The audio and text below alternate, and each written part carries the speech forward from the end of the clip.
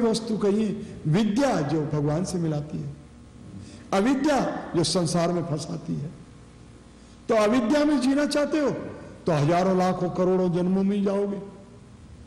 मनुष्यों के जन्म मिले नहीं मिले, गधे घोड़ों पशु पक्षियों के जरूर मिलेंगे, कीट पतंगों के जरूर मिलेंगे, कुत्ते बिल्लियों के जरूर मिल जाएंगे। मनुष्यों के तो तभी मिलेंगे जब मनुष्य कर्म करेंगे मनुष्य बनने के, वरना कैसे मिलेंगे। आज मानव दानव की तरह जमीन पर छा गया है, एक दूसरे को मारने के लिए तत्पर है, मिलियंस बिलियंस को फूंक देना चाहते हैं, सभी एटम बना बना के बैठ गए हैं। ये धरती को आग लगा देना चाहते हैं, टुकड़ों में बांट देना चाहते हैं, खंड खंड कर देना चाहते हैं। हर कर्म मनुष्य कर रहा है, जानवरों को चीर फाड़ करके खा रहे हैं, तरह तरह की शराबें नशे पी रहे हैं, अहंकार में भरे हुए, मैं और मेरा, मैं बच जाऊं सब मर जाएं। देखो कहीं इंडोनेशिया में 1 लाख आदमी मरे हो, समाचार सुनाओ किसी को कि 1 लाख मर गए इंडोनेशिया में। अरे स्वामी जी हमको क्या लेना है, हमारा अपना ही कामों से फुर्सत नहीं मिलती, मरने दो, क्या करें हम, जो करेंगे भरेंगे, कोई दुख नहीं होता 1% भी। लाखों बच्चे मर जाते हैं, बह जाते हैं पानी में, बम ब्लास्ट हो जाते हैं, मर जाते हैं हजारों आदमी, किसी को दुख नहीं होता, सुन लेता है, क्या करें, चलता रहता है। किसी को मैंने कल बोला कि पेपर पढ़ता था खबरनामा कि एक बाप ने अपने 3 बच्चों को कुल्हाड़ी से काट के टुकड़े कर दिए, मार दिया। बोलता है ये होता ही रहता है, क्या करें। लेकिन जिन बच्चों को काटा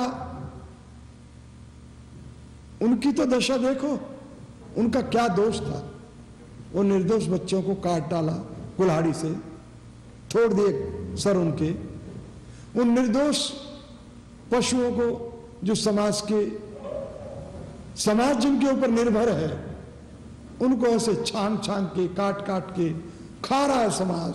गाय हो, बछड़े हो, भैंसे हो, हाथी हो, क्रोकोडाइल हो, तमाम 84 लाख योनियों को मनुष्य खाने पर लगा हुआ है। मनुष्य को मनुष्य भी खा रहा है। ये दानव के काम है या मानव के? ये प्रकृति का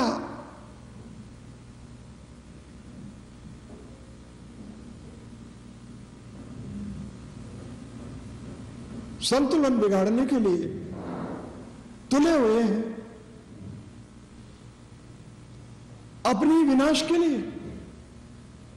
जिस डाल पर बैठे हैं उसी डाल को काट रहे हैं।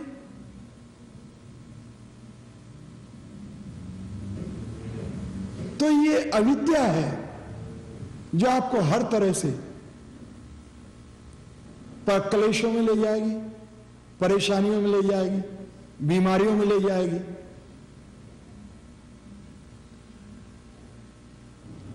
यही अविद्या है जो आपको काम, क्रोध, मद, मोह, मत्सर से घेरेगी, लालच से घेरेगी, जलन ज्वाला बनके हृदय से निकलेगी, और उस जलन से, वो द्वेष से, उस क्रोध से ज्वालामुखी फटेगी। तो लोग मरेंगे नहीं तो क्या होगा? लोग मरेंगे, लोगों का चरित्र मरेगा, लोगों का व्यवहार मरेगा, लोगों के हृदय में प्रेम मरेगा, नफरत घर में घुसेगी, प्रेम बाहर भागेगा।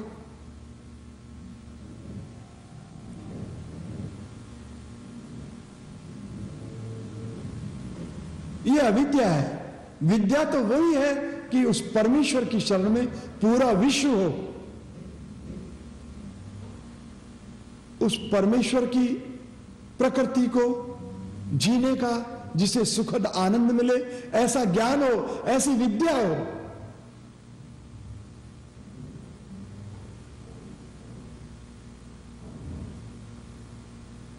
इस जीवन को बड़ी सुंदरता से जिया जा सकता है, एकमात्र भगवान के साथ रह करके, भगवान को इग्नोर करके नहीं, भगवान के आदेश इंस्ट्रक्शंस के अनुसार जीवन जीने से।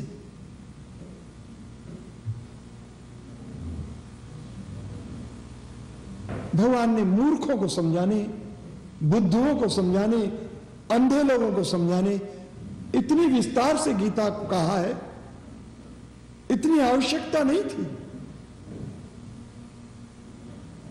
लेकिन इन मूर्खों का भी कल्याण हो, इन अंधों का भी आंखें खुले, इन अज्ञानियों को ज्ञान मिले, ये भी आखिर मेरी संतान है, ये भी जागे, इनकी भी मूर्छा खुले, ये और मूर्छित न हो, जागे, ये ज्ञान दिया, गीता का ज्ञान दिया अर्जुन के माध्यम से। अर्जुन तो भगवान के अंतरंग मित्र हैं। अर्जुन को गीता का ज्ञान, अर्जुन गीता है पूरी। अर्जुन को कोई पढ़ ले तो समझ लो कि गीता पढ़ ली उसने। लेकिन अर्जुन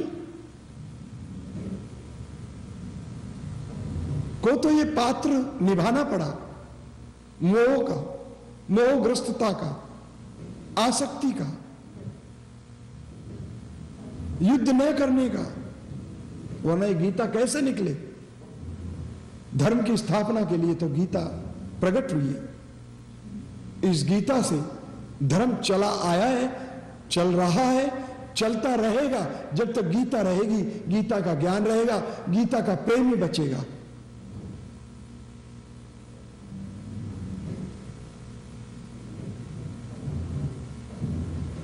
प्रेम ही सबसे ऊंची कला है। प्रेम से ही पत्थर पिघलते हैं।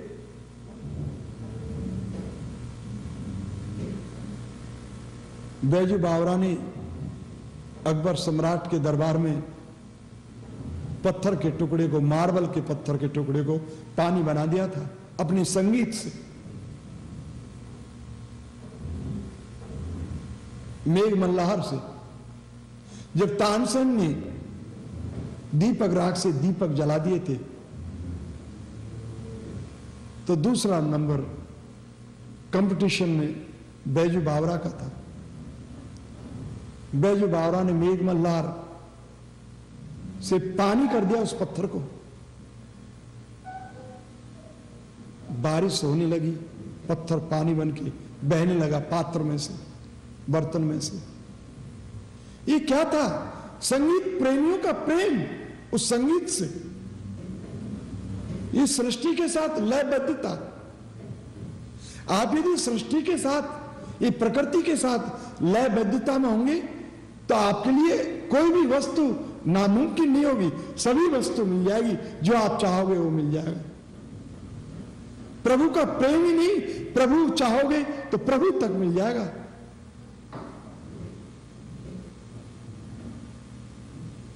ये योग लयबद्धता सिखाता है।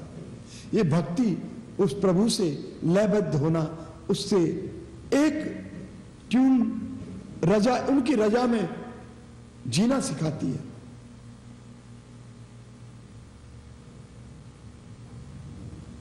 ये चैव सात्विका भावा राजसास च तामसास चाहिए मत्त है वेति तान विद्धि न तो अहम न ते सुते मई। भगवान कहते हैं कि तीनों गुण मत्त है वेति तान विद्धि, ये तीनों गुण भी मेरे अंदर ही है, मेरे में ही समाहित है, मेरे से बाहर नहीं है।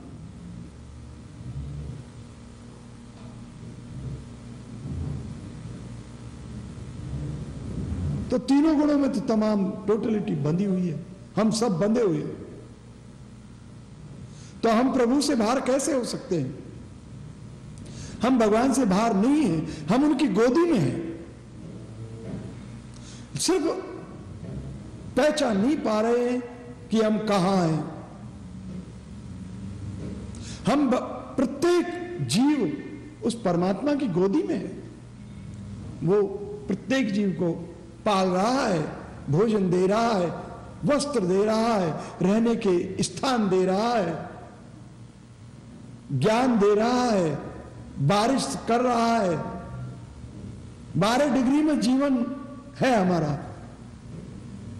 110 डिग्री पे आदमी मर जाता है। 98 डिग्री से नीचे हो तो भी आदमी को मृत्यु घटित हो सकती है। 12 डिग्री में वो परमात्मा हमको पाल रहा है। हम उनको पहचान नहीं रहे, हम उनकी गोद को नहीं पहचान रहे। हम उनकी गोद में ही हैं, लेकिन ये पहचान लेना कि मैं तेरी गोद में हूं, ये शरण है। इतना जान लेना कि मैं प्रभु के चरणों में हूं, मैं प्रभु की गोद में हूं, मैं उनसे अलग नहीं हूं, मैं उन्हीं में हूं। यही तो प्रभु कह रहे हैं, यो माम पश्यति सर्वत्र सर्वम च मयि पश्यति तस्या हम न प्रणश्यामि स च मे न प्रणश्यति। हे अर्जुन, जो सर्वत्र मुझे देखता है और सबको, टोटलिटी को मेरे अंदर देखता है, उसकी नजरों से मैं कभी ओझिल नहीं होता, और वो भी कभी मेरी आंखों से ओझिल नहीं होता। कैसे होगा? जो सर्वत्र उस प्रभु को जान गया है, पहचान गया है, देखता है, वो कैसे, उसकी नजरों से कैसे प्रभु ओझिल होंगे, अदृश्य होंगे? बताइए। प्रहलाद महाराज खंबे में भी, पत्थर में भी प्रभु को ही देख रहे हैं, तो कैसे प्रभु प्रहलाद महाराज की नजरों से ओझिल होंगे? हो सकते? कभी नहीं हो सकते। प्रहलाद महाराज भगवान के परम शुद्ध भक्त हैं, भगवान के निजी पार्षद हैं, धवल वस्त्रों में, सफेद बर्रान दाढ़ी। आज प्रहलाद महाराज भगवान के साथ हैं। कभी वो बालक थे, छोटी अवस्था में ही भगवान का कीर्तन करते थे, भगवान का स्मरण करते थे। पढ़ना लिखना असुर विद्या कोई उन्होंने ग्रहण नहीं करी। बोले आसुर विद्या क्या करूं इसका? मुझे दैवी विद्या चाहिए, जिससे देवता मिलता हो, जिससे भगवान मिलता हो। हरे कृष्ण कृष्ण कृष्ण हरे हरे, हरे राम राम राम हरे हरे। ये सनातन मंत्र कीर्तन करते थे, भगवान के गुण गाते थे। अपने संगे साथियों को भी उस भगवान के गुणानुवाद में, गुणगान में लगाते थे, नाचते थे, गाते थे, भगवान का प्रसाद पाते थे और सब कार्य करते थे। हिरण्यकश्यप के खत्म होने के बाद प्रहलाद महाराज ने शासन किया असुर कुल के ऊपर और भगवान के धाम चले गए। बलि महाराज उनके पोते हैं, प्रहलाद महाराज के ही वंश में, जिन्होंने 3 पग वामन देव भगवान को ये त्रिलोकी का राज दे दिया था। बलि महाराज दान वीरता में सर्वश्रेष्ठ है, सितारे इस ब्रह्मांड के बलि महाराज। वो प्रहलाद महाराज के पोते हैं।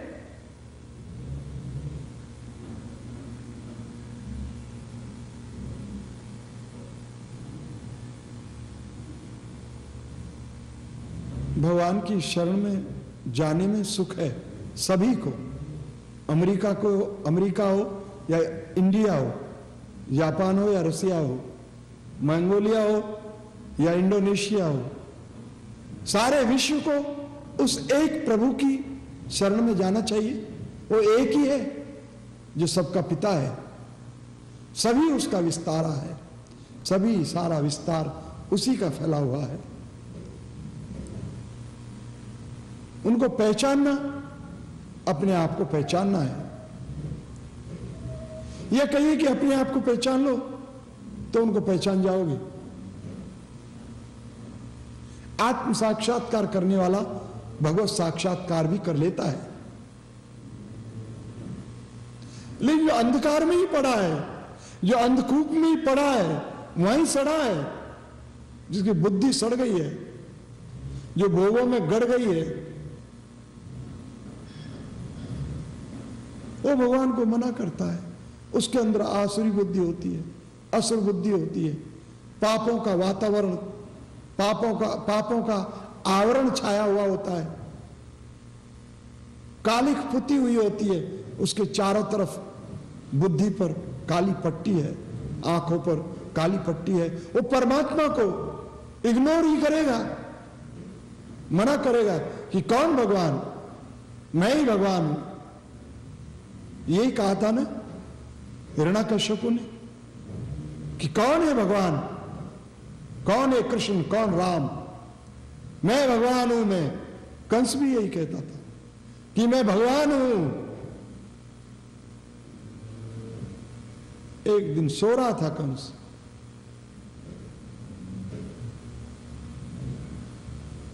भगवान उसके सपने में आ गए, प्रकट हो गए, खड़ा हो गया घबरा करके।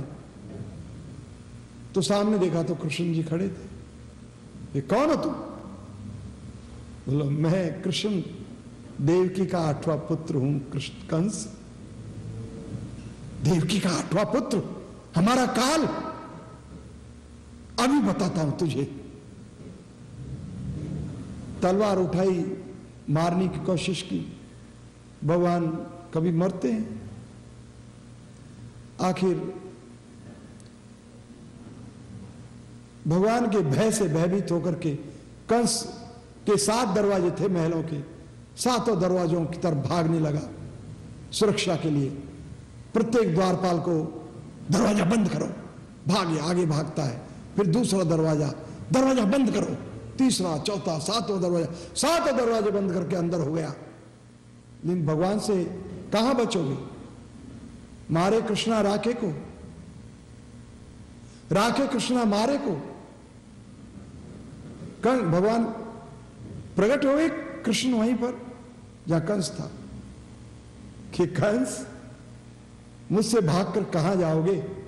मैं देवकी का 8वां पुत्र हूं, तेरा काल, मेरा काल, मैं भगवान हूं। मैं आखिर आपको मालूम है, ये बड़ी सुंदर होमी वाडिया जी ने एक फिल्म बनाई, पुराने डायरेक्टर प्रोड्यूसर हैं होमी वाडिया जी।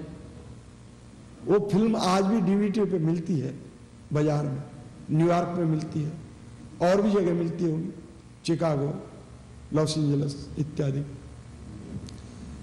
मेरी प्रार्थना है आप उस डीवीडी को जरूर देखना। भगवान की सुंदर लीलाओं का, इतनी सुंदर मूवी है श्री कृष्ण लीला, होमी वाडिया कृत। तो ये आसुरी बुद्धि है कि मैं भगवान हूं, मैं करता हूं, मैं खाता हूं, मैं कमाता हूं, मैं बच्चे पैदा करता हूं। नहीं, आप कुछ नहीं कर सकते। भगवान की इच्छा से पत्ता हिलता है, आप नहीं हिला सकते। आज वैज्ञानिक काफी तरक्की कर चुके हैं, जो शायद हजारों वर्षों में नहीं हुई कभी ऐसी साइंस, इतना विज्ञान तरक्कीशील नहीं था। 5-10 हजार पहले तो नहीं था, उससे पहले रहा होगा जरूर, कि विज्ञान चरम सीमा पर पहुंच के खत्म भी हो जाता है। लेकिन आज का विज्ञान भी हालांकि बच्चा है अभी, लेकिन बहुत कुछ तरक्की कर चुका है। लेकिन निश्चित रूप से एक पत्ता भी बना नहीं पाया है कि किसी वैज्ञानिक ने एक पत्ता प्रोड्यूस कर दिया हो, एक फूल प्रोड्यूस कर दिया हो, नहीं कर सकता। या कोई एक बच्चा बना दिया हो, नहीं बना सकता। ट्यूब नली अप्राकृतिक ढंग से वही मां के डिम्ब को और पिता के शुक्र को मिला के और मां के गर्भाशय जैसा उसमें वातावरण पैदा करके कोई बच्चा खड़ा कर दिया। ये भी एक तरक्की है, लेकिन बिना भगवान की सैंक्शन के ये भी नहीं हो सकता, क्योंकि बुद्धि बुद्धिमतामस्मि, जो वैज्ञानिकों के अंदर बुद्धि है, भगवान कहते हैं वो भी मैं ही तो हूं। मैं चाहूं तो हो सकता है ट्यूब नली में भी, मैं चाहूं तो हथेली पे भी बच्चा पनप सकता है, बड़ा हो सकता है। मैं नहीं चाहूं तो नहीं हो सकता। बुद्धि बुद्धि मतामस्मि तेजस तेजस्वी नाम अहम।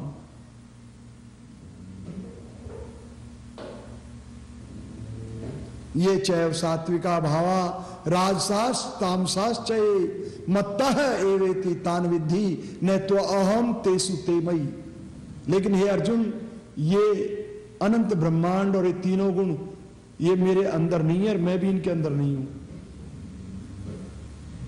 भगवान तीनों गुणों से परे हैं। Beyond 3 modes of material nature he is. वो तीनों गुणों में, जैसे संसारिक लोग बंधन में है तीनों गुणों के, देवता लोग बंधे हुए हैं, यहां तक भी शंकर भगवान भी तमोगुण में बंधे हुए हैं, ब्रह्मा जी भी रजोगुण में बंधे हुए हैं। तमोगुण से रजोगुण से भ्रमित होते हैं। तमोगुण में अगर शिव नहीं हो तो कौन प्रलय करेगा इस ब्रह्मांड की? तमोगुण में ही क्रोध आता है, ऐसे नहीं आ सकता। सतोगुण में देवता है, देवता सतोगुण से बंधे हुए हैं। विष्णु भगवान सतोगुण से बंधे हुए हैं, सतोगुण की मूर्ति है। सतोगुण श्रेष्ठ है इन तीनों गुणों में। भगवान कहते हैं कि ये ब्रह्मा विष्णु महेश भी मैं ही हूं। मत्त एवेति तान विद्धि, इनको ही मेरे अंदर ही जान, फिर भी मैं इनमें नहीं हूं और ये भी मेरे में नहीं है। ये तीनों गुण, ये अनंत ब्रह्मांड मेरे अंदर भी है और मेरे में नहीं भी है। दोनों ही बात बोल दिया उन्होंने बोल दिया कि मैं गोप वेश में गोविंद के रूप में हूं, गोपाल के रूप में हूं, मैं ये ब्रह्मांड के रूप में नहीं हूं। ये ब्रह्मांड मैं नहीं हूं, ये मेरा दूसरा स्वरूप है, तृतीय स्वरूप है, ये मेरा विस्तार है, एक्सपेंशन है। मैं स्वयं नहीं हूं। ये ब्रह्म ज्योति भी मैं नहीं हूं, मेरे धाम से निकलने वाला प्रकाश है। मेरा धाम भी मैं नहीं हूं, मैं साक्षात साकार स्वरूप से गोप वेश में मोर मुकुट धारण करके बंसी बजाते हुए, गाय चराते हुए, वही नंद बाबा और देवकी नंदन का पुत्र जैसे बन के दर्शन दिए थे, ठीक उसी रूप में मैं रहता हूं। वो मेरा ओरिजिनल रूप है, वो मेरा प्रथम स्वरूप है, 2 भुजाओं वाला मेरा विग्रह सच्चिदानंद विग्रह है। अवजानंती माम मूढ़ा, मूर्ख लोग, मूर्छित लोग मुझे नहीं जान पाते। रहस्य को जानिए, ये शास्त्र कोई हिंदुओं का नहीं है या कोई भारतवर्ष के लोगों का नहीं है। ये शास्त्र सनातन है, तमाम ब्रह्मांडों के लिए है। तमाम ब्रह्मा ये गीता के ज्ञान को पढ़ते हैं, गीता के अनुसार चलते हैं। भगवान की तमाम सृष्टि गीता के आधार पर है। गीता ज्ञान फाउंडेशन है, ये दोनों जहां का, भौतिक का और आध्यात्मिक का।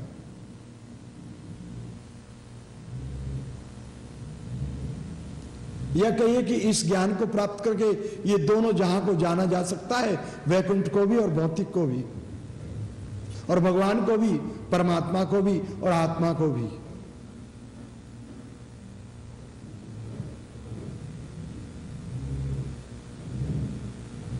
चल को भी, अचल को भी, चराचर को भी। यानी गीता से बाहर कोई ज्ञान ऐसा है नहीं। भगवान ने तो कहा है कि इसको जान के कोई यज ज्ञात्वान पुनर्मोहम एवं ज्ञास्यसि पांडवा। हे पांडव, इस ज्ञान को जानने के बाद में कुछ भी जानने को शेष नहीं रह जाएगा। यज ज्ञात्वान पुनर्मोहम, फिर तो भ्रमित नहीं होगा। यज ज्ञात्वान पुनर्मोहम एवं ज्ञास्यसि पांडवा, इस ज्ञान को पाकर के तू कभी भ्रमित नहीं होगा। ये ज्ञान तुझे सब प्रकार का स्पष्टीकरण देगा। गीता ज्ञान महान है। गीता अमृत रस है। इसका पान करने वाला भाग्यशाली है, भक्त है, प्रेमी है भगवान का, परमेश्वर का, श्री कृष्ण का।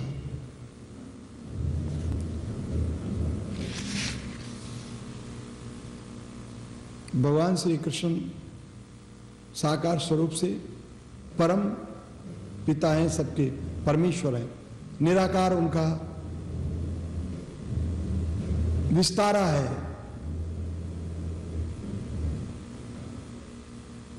निराकार स्वरूप से ब्रह्म ज्योति है। साकार स्वरूप से स्वयं साक्षात परम विष्णु भगवान श्री कृष्ण है, महाविष्णु हैं, उनके विस्तार है। गर्भोदक्षाय विष्णु है, उनके ही विस्तार है।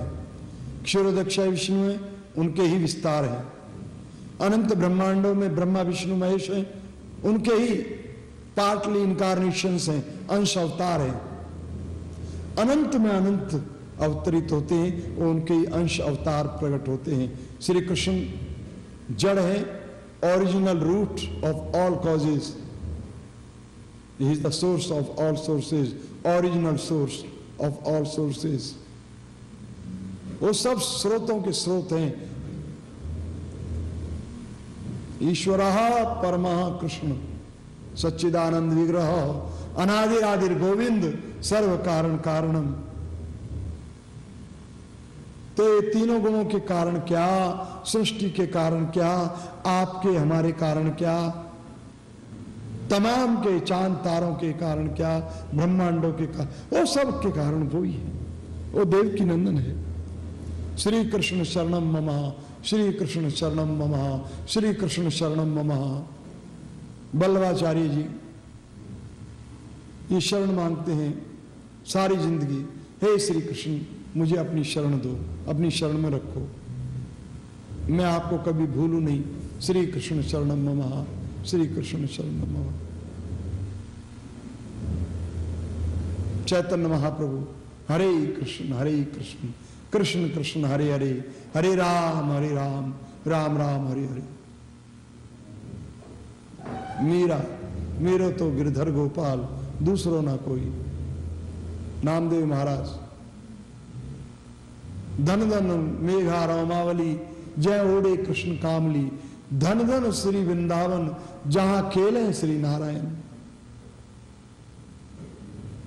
नामदेव महाराज, संत तुकाराम, श्री कृष्ण गोविंद हरे मुरारी, हे नाथ नारायण वासुदेवा। भज गोविंदम गोविंदम भज मूढ़ मदे आदि शंकर।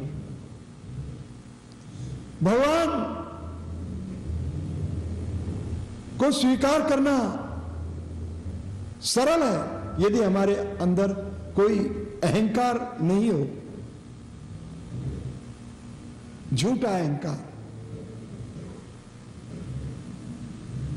या किसी ने हमें हिप्नोटाइज नहीं किया हो, सम्मोहित नहीं किया हो, किसी आडंबरी गुरु ने